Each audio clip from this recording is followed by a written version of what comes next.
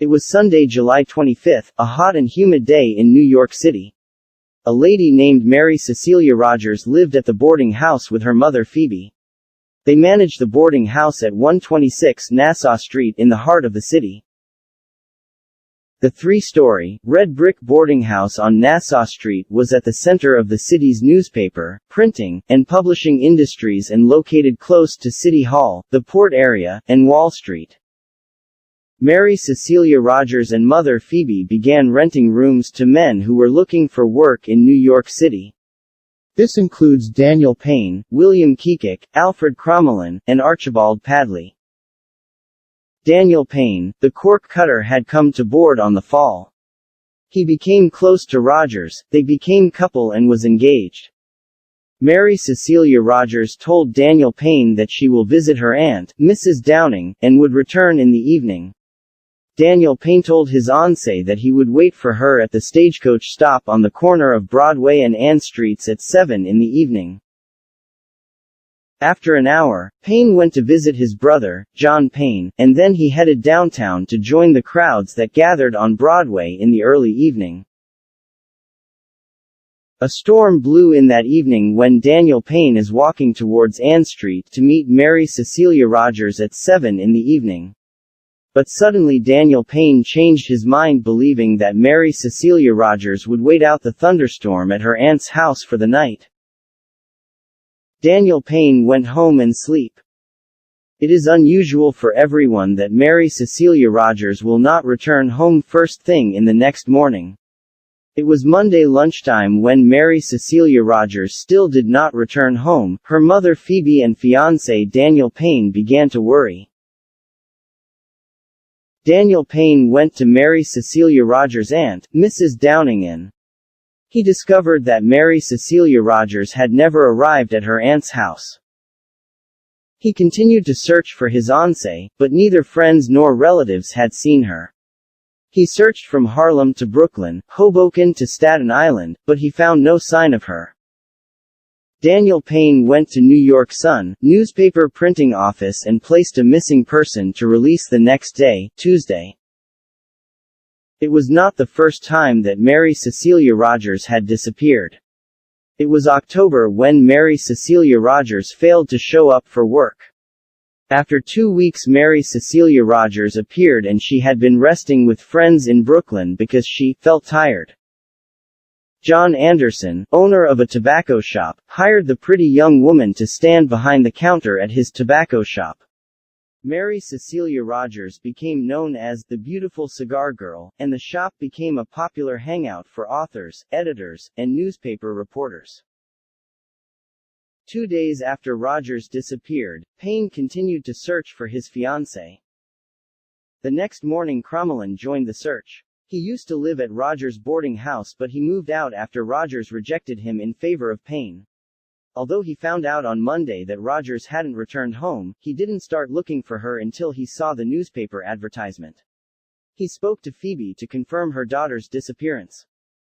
Crommelin then joined the search with his friend Padley. They took one of the steamboats that, and after disembarking, it was a short walk to the Elysian Fields. It was a popular spot and was also home to a popular refreshment house known as Nick Moore's house.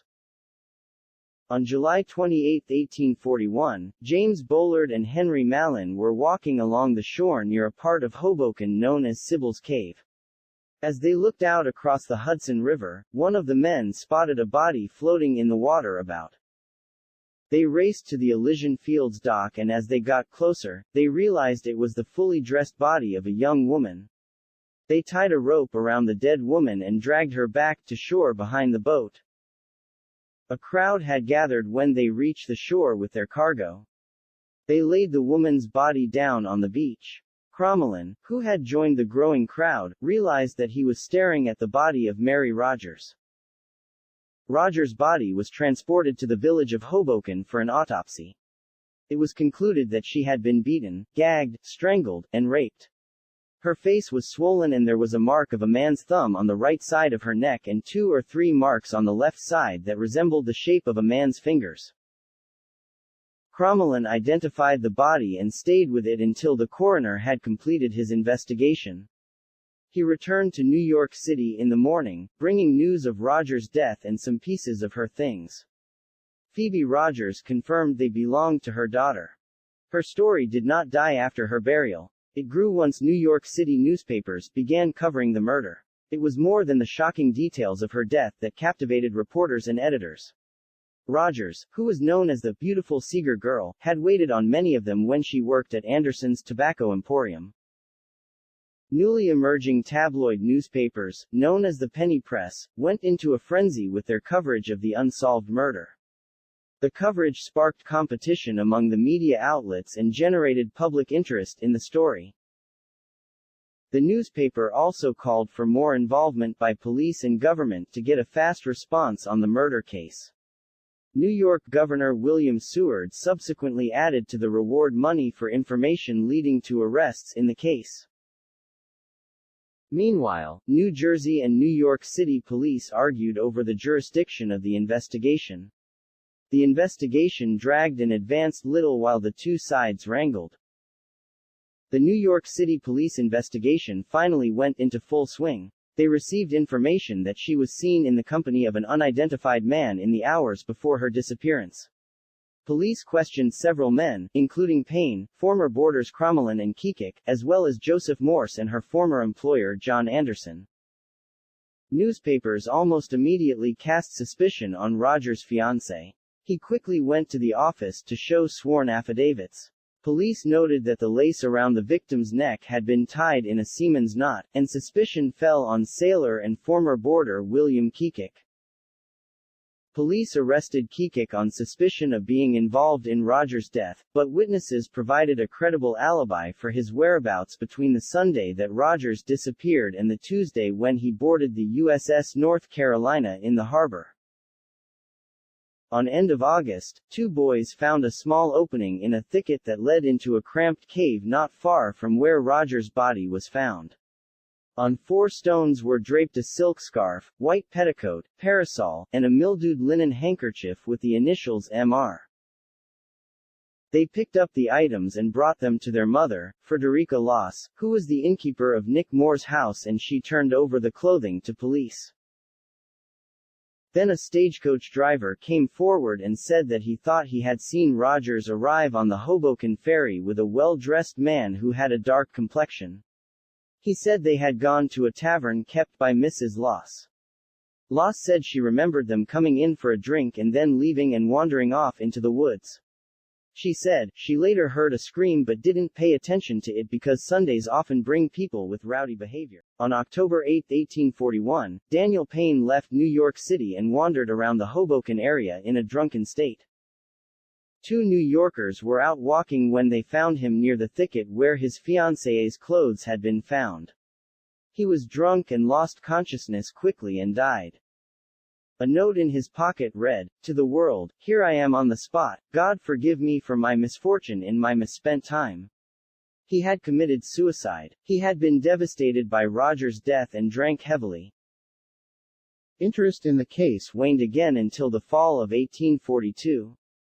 Innkeeper Frederica Loss was accidentally shot by one of her 3 sons. As she lay dying, she called Justice Gilbert Merritt of New Jersey to her bedside. He had questioned her previously because he believed that she provided abortions or allowed her in to be used by doctors for that purpose.